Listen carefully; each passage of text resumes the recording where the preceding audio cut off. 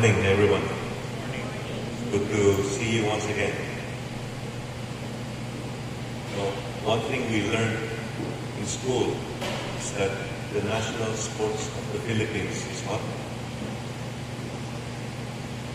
National sports of the Philippines. Do you remember what our grade 3 teacher tells us? Sipa daw na, no? Sipa. That's the national sports. But of course, that is the national sports on paper.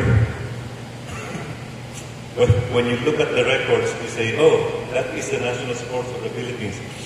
But what is really the national sports of the Philippines? Basketball. Yeah. Because you go to every place, even in streets, there will be basketball courts. And you will see several leagues being established by each barangay. Every summer, they would have basketball leagues. I'm curious, how many of you have at least played basketball or still plays? I think some have, yeah, Brother Bio before have played. Do you remember how many players play at the same time in a actual game? Well, there are 5 players from each team who would play at the same time. And all of those players would have different roles in the team, right? One of them will have to shoot. One of them will have to rebound. One of them will have to set the pace. And the others, and 2 others will have to be, the support for the team. All of them cannot be the scorer.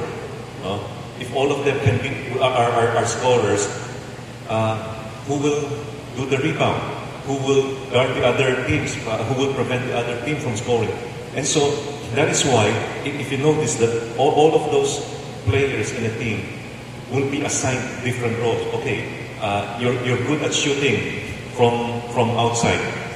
You do that. You go and shoot from the outside. Oh, you're good at shooting near the basket. Also, you're the ones who are shooting near the basket.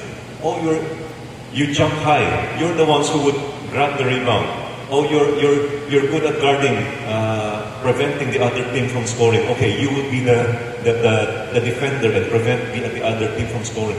And each of them will have a role to play, right? And all of them are very important to the team, right? Because why? Because they're the same team, except that each of them would do different things. They would function differently. They would somehow do a different role for the team. The scorer cannot say to the rebounder, I have scored more points than you, therefore I am more important to the team. No. The rebounder can say, I have grabbed more rebounds than you, therefore I am more important. No. Why? Because all of them would have a contribution to the team. And somehow, everybody has to recognize that. The same thing is true when it comes to choir, right? There are 4 voices in the choir, right? And what are they? You have the bass, you have tenor, soprano, alto, right? Just imagine, all of them are bass.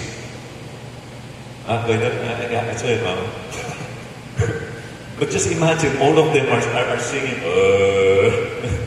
the low. It doesn't really, it doesn't really sound very good. But if each of them would be able to sing different notes, and they are able to blend together, that makes a good sound, right? Of course, as long as they're singing the same song, right? The reason why they are able to join together, to work together, to sing together, because they have one goal. They have one song to sing. In the same way that the basketball team we mentioned earlier can play together, even though they have different roles in the team, it's because they have one goal. they want to win the game. They want to make sure that they defeat the opponents and win the game. They have one goal, right? And so even though there are different roles of each player in the team, they have one goal. The choir may have different voices, but they are singing one song, right? The same thing is true with the church, right? Each of us may be playing a different role in the church, but every member, every individual, every Christian within the body of Christ would play an important role, and all of them are significant. Not everyone can do this, can do one particular thing only, right? And every single one of us would have to play a different role. And this is something that Paul also wanted to emphasize in his letter to the Corinthians. Paul made this statement in 1 Corinthians chapter 12, verse 12. For even as the body is one, and yet has many members, and all the members of the body, though they are many, are one body, so also is Christ. Last month, we have memorized Galatians 2:20, right? Is it correct?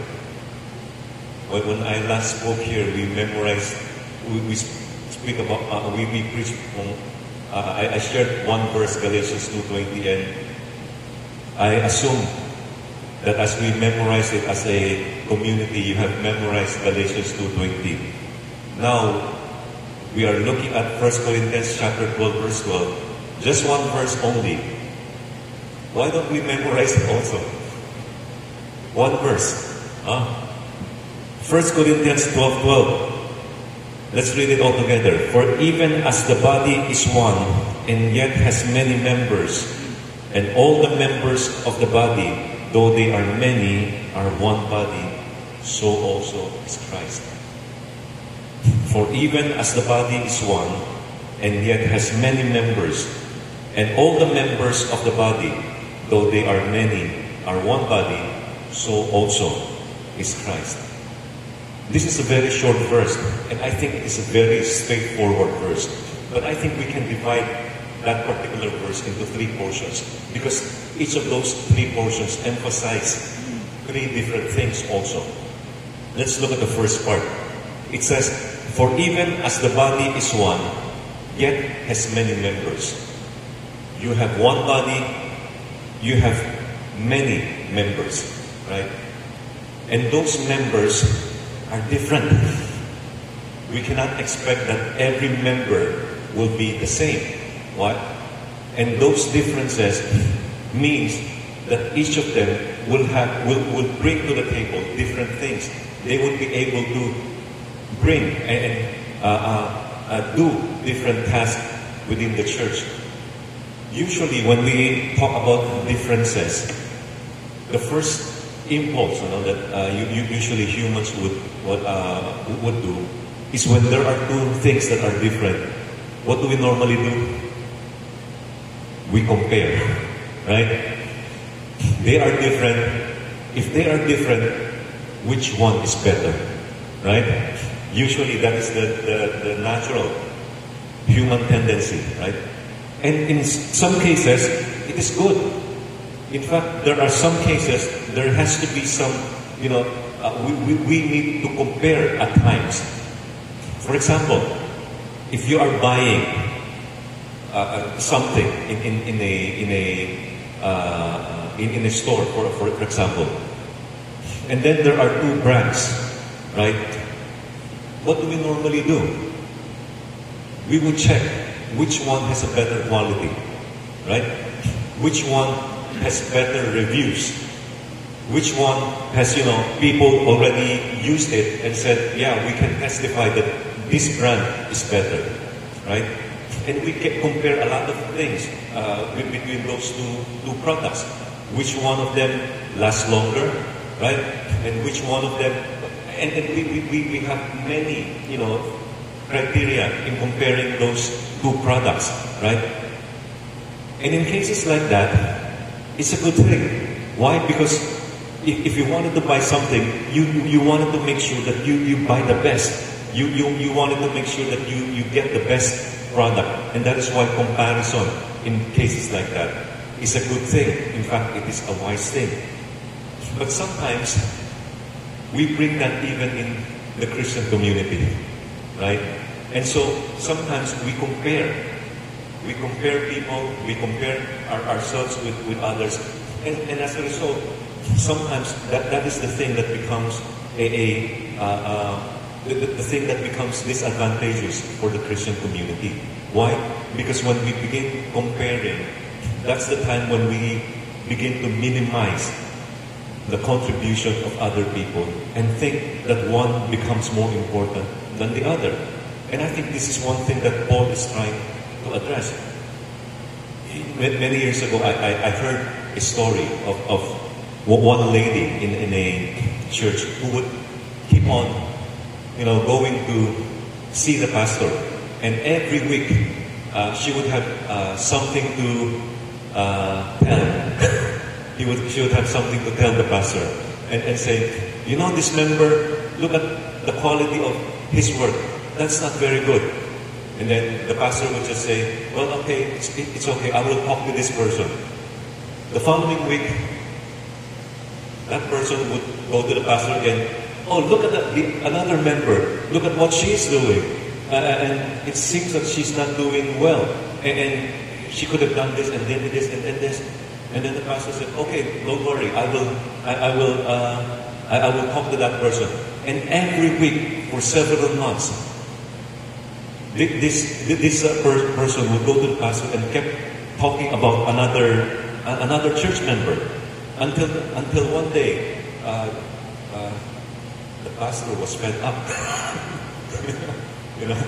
understandably, and so he was already waiting for that person to come to him that day, and he was already thinking, what am I going to tell this person when this person comes to me again to complain about another person? And then here comes that person, and then began to complain again to the pastor. And then that week, she said, if only everyone is like me, then we will not have a problem in this church. And that's the time when the pastor said, oh, this is the opportunity this time to correct that person. Because she kept complaining about others. And the pastor said to that person, you know what? I think that is the problem. If everyone is like you, all of them will be complaining to me every week. And I will not know how to handle all of them. And that's the time that person realized that, okay, that is the wrong thing to do, right? So somehow, when we keep on complaining, that is the thing that could destroy the body of Christ also. If the only thing that we do is to keep on looking for faults of other people, then that is something that will eat up the community and destroy the body of Christ. And that is why Paul said, let's recognize that there is one body. And the fact that there's one body and different members, we also have to recognize that each member would be doing different things, would be doing things in a different way. They would be doing something different. And, we don't have to compare ourselves with others. We don't have to compare one with other members. Why? Because each one of them can bring something to build up the body of Christ. There is one body, but different members. And that is the first thing Paul wants us to recognize in the church. But let's go back to the verse. He said, for even as the body is one, and yet has many members, and all the members of one body, right? Paul said, one body, there are different members. But let's look at it from another perspective. Look at them. There are different members, but they still belong to one body. It is tempting sometimes to think, just because they are different, we're thinking maybe they belong somewhere else. Maybe they are not part of one body. Why? Because they are different. This is, I think, what Paul is trying to address. Apparently, some Corinthian believers think that they are more gifted than others, and they become more important than other members. And this created two forms of problem. First, some believers began to feel superior, and they began to think that others are inferior, right? Just like earlier when we talked about the danger of comparison, right? In the Corinthian church, this apparently becomes a problem within that congregation. Some members of the Corinthian church began to compare themselves with others. And as they compared themselves with others, they began to feel that, hey, I'm superior and the other ones are inferior. And because they have that kind of mentality, somehow some members within that congregation, the Corinthian church, began to think that, yeah, they do not belong here because they are not in our league. So if we were to put it that way. And that is why it seems that the problem of the Corinthian church is that they begin to look down on some other members because they think that they are less important than the others. And this is something that Paul wanted to address also in that particular community. That somehow, even though there are many members who does things differently, even though they are in a sense not as gifted as the other members of the Corinthian church, but Paul wanted each member to see that there is value for each of the members of the community. There is also one story about a church from many years ago. This is a church that uses pews in their church. And then every week, they would still have, I'm sure you have been to churches where there's still what they call the pew Bibles. Right? In some churches, they would still have these Bibles that are placed in the pews, right? So that when members came and they didn't bring Bible, they would just get the pew Bibles and read from that every time they would listen to messages. Now, there was one elderly member of that church. He's the one who would put those Bibles in the pew, and he has been doing that ever since he was a young man. Until one day, this person, because he was already advanced in years, he passed away. And so that Sunday, nobody placed the Bibles in the pew. Right? And that's the only time when the members realized, who's that person who's placing the Bibles in the pews?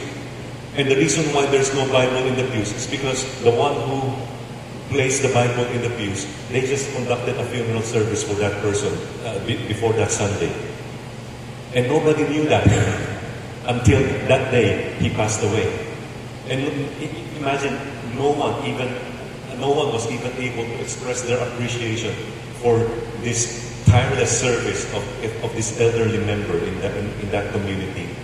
Because they don't even know that there's one person who would go there early in that church just to prepare, to make sure that there are Bibles in the pews.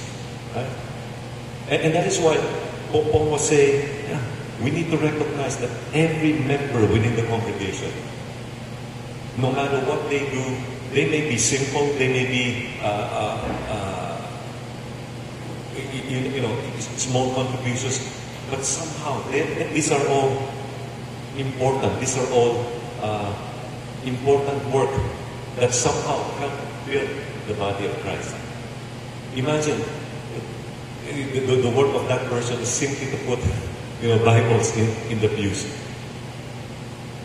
But it has helped the members to make sure that they have Bibles to read every time they listen to the message during the worship service. And so I would encourage each one to make sure, if you have some encouragement to say to the other members, to your seatmates, maybe don't wait. Make sure you tell the person next to you how you appreciate the work that they are doing for this community, right? Because those are important things. Each of you would have an important thing to do and to share to other members of this community. And this is, I think, one of the things that we can learn from this passage in 1 Corinthians. So let's go back to 1 Corinthians chapter 12, verse 12. Paul said, "For even as the body is one, yet has many members." Because there are many members, each of those members would have a different role. We have to recognize the importance of those roles.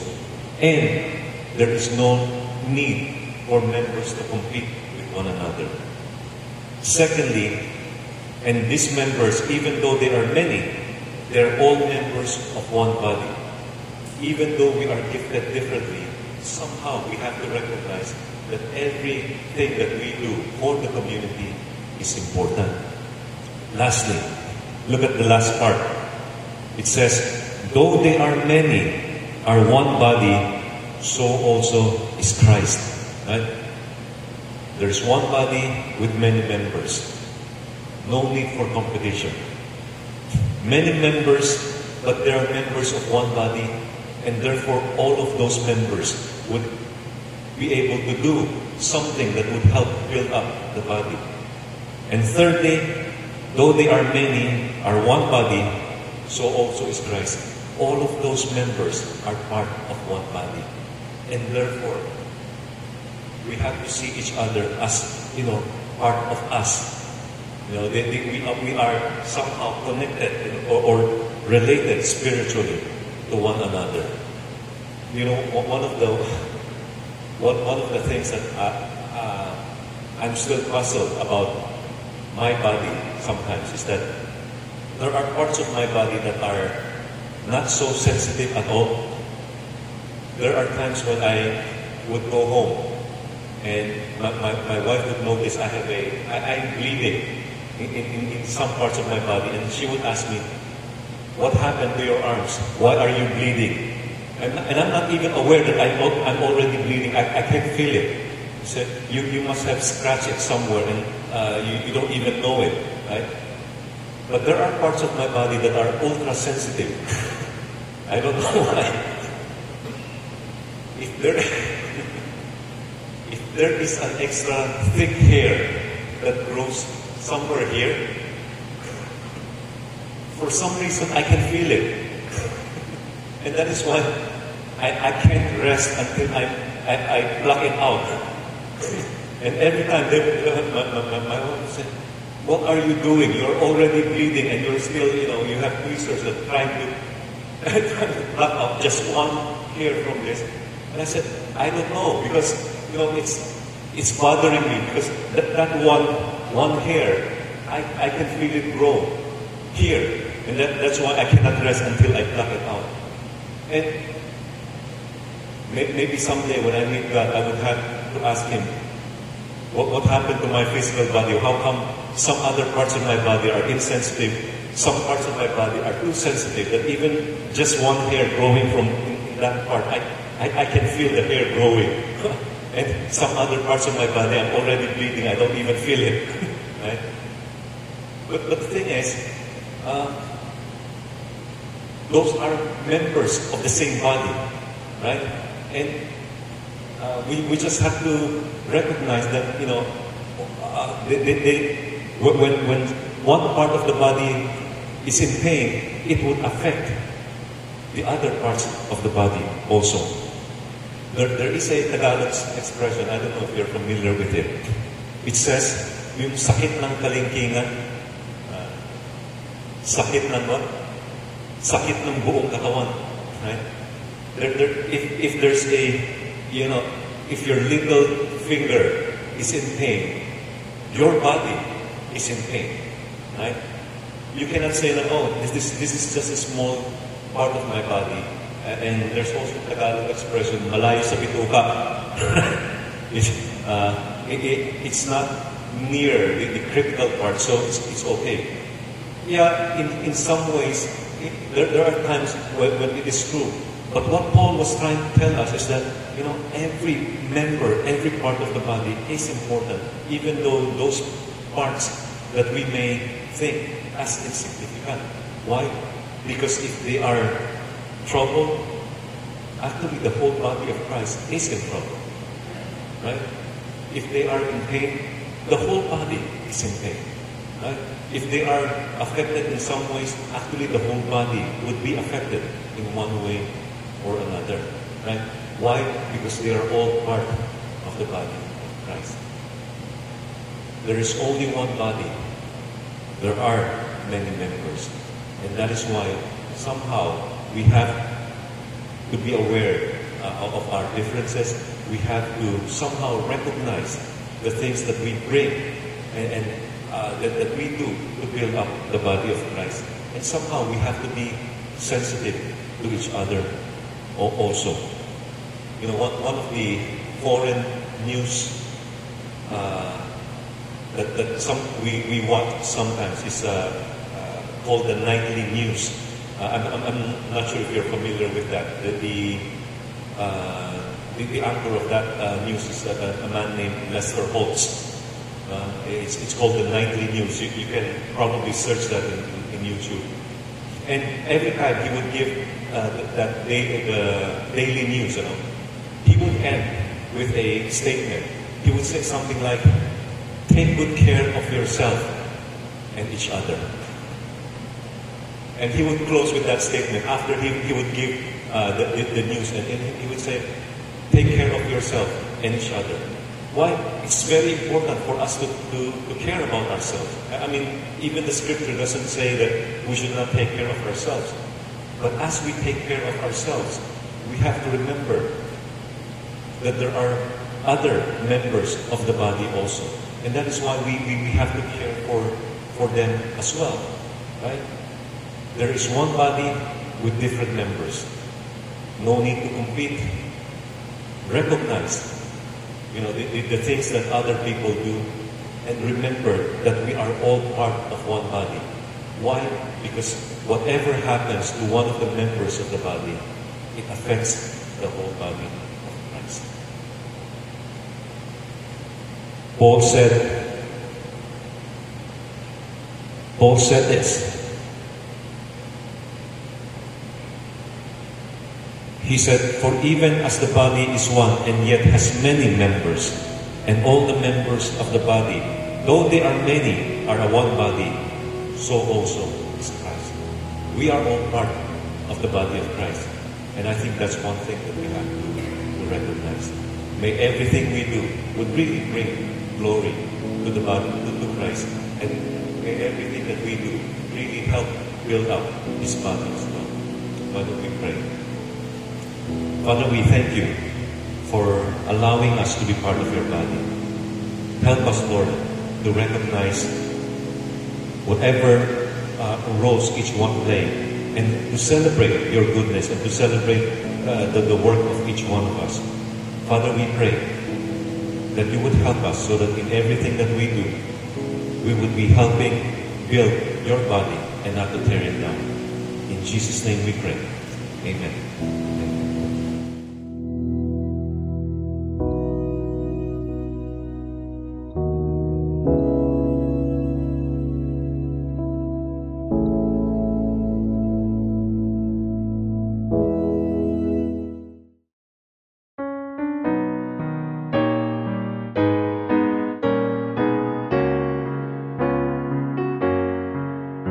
There is joy in serving Jesus as I journey on my way.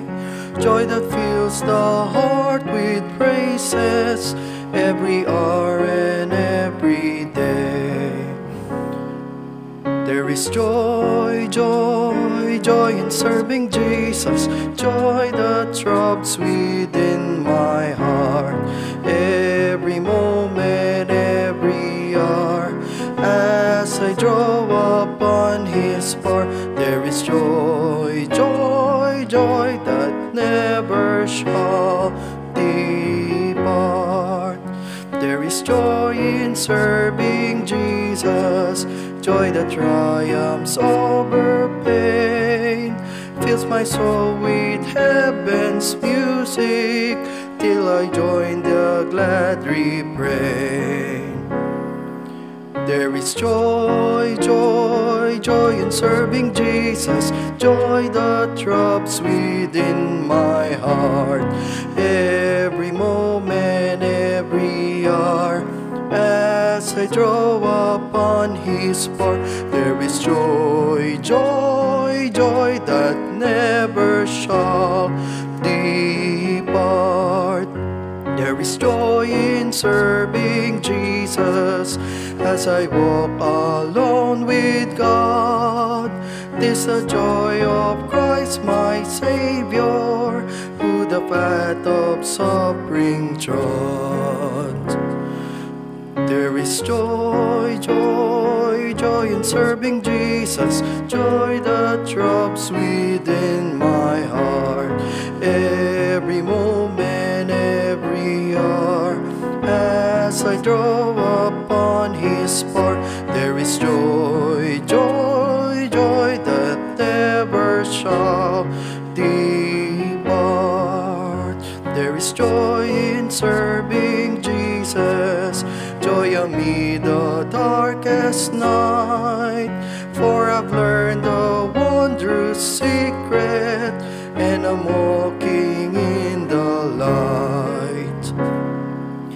There is joy, joy, joy in serving Jesus, joy that throbs within my heart. Every moment, every hour, as I draw upon His bar, there is joy, joy, joy that never shall